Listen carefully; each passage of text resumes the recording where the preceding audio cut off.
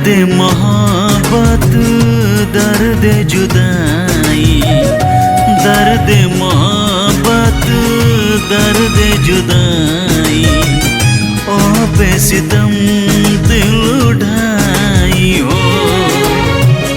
छोड़ के हमके चल गए लो तो, छोड़ के हमके चल गए लो तो, लागता कि हम मर जाई हो। ये दर्द हमसे ना सहाई हो।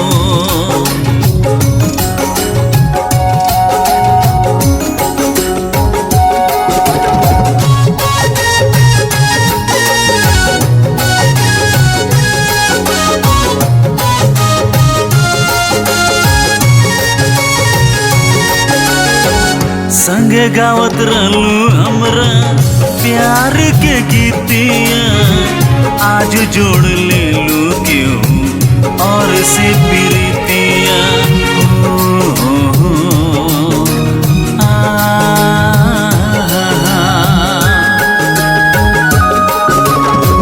संगे गावत रहलू हमरा प्यार के गीतिया, आज जोड़ ले लू क्यों और से प्रीतिया।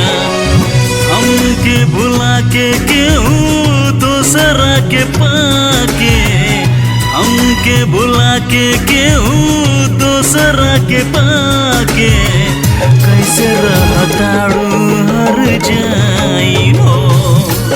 ये दर्द हमसे ना सहाई हो।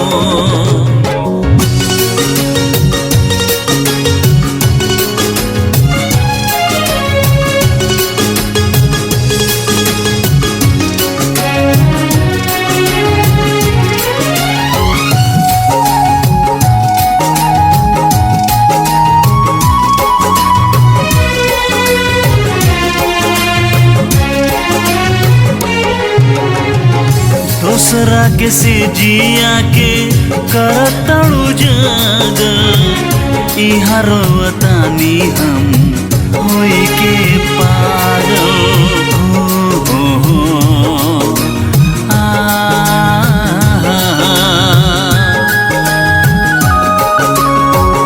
दूसरा के से जिया के करतड़ू जागा, इहा रोवतानी हम के पागल।